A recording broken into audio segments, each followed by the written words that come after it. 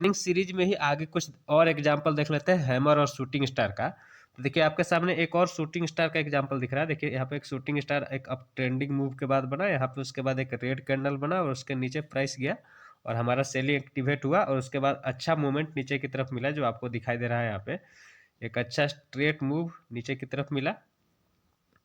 तो इस प्रकार का सेटअप होता है। अब देखिए कुछ और चीज़ें मैं आपको हैमर और शूटिंग स्टार के बारे में बता रहा हूँ।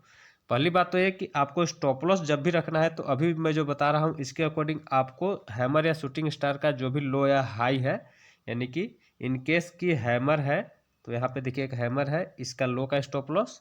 अगर वो शूटिंग स्टार है तो यहाँ पे देखिए शूटिंग स्टार, इसके हाई का स्टॉप लॉस। इसके अलावा एडवांस में मैं आपको बताऊंगा तो बताऊंगा कि वहाँ पे छोटा स्टॉप लॉस कैसे रख सकते हैं। अब देखिए कुछ और स्ट्रक्चर होते हैं, जैसे कि आपका एक बहुत बड़ा डाउन ट्रेंड नहीं आया फिर भी यहाँ पे एक हैमर बना और यहाँ पे काम हुआ। क्यों हुआ? क्योंकि यहाँ पे रेंज बनने के चांसेस थे।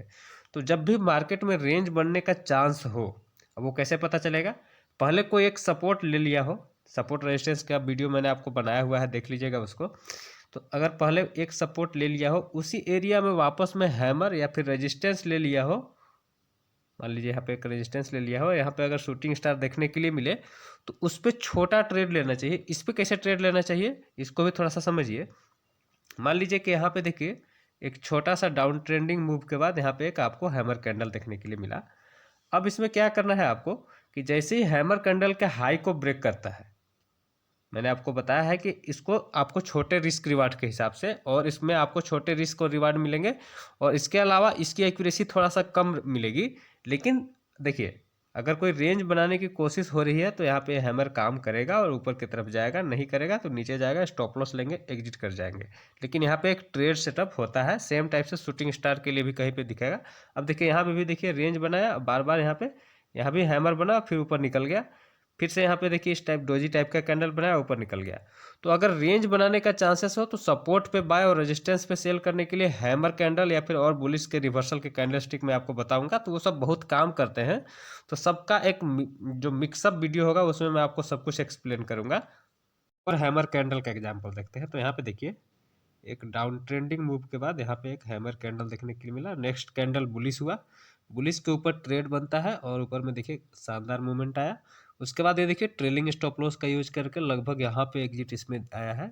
उसका सेटअप ट्रेलिंग स्टॉप लॉस का जो फॉर्मूला है मैंने आपको बताया, उसको आप ध्यान में रखिएगा। कैंडलस्टिक फॉर्मेशन होते हैं, इसमें ये सब में टॉप पकड़ने की क्षमता होती है, यानी कि मार्केट में टॉप कब बन रहा है, बॉटम कब बन रहा है।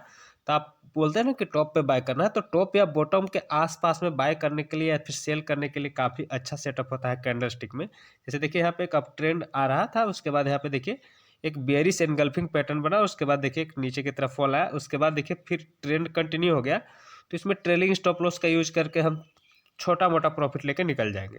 उसके बाद यहाँ पे देखिए फिर से वापस में शूटिंग स्टार कैंडल बना।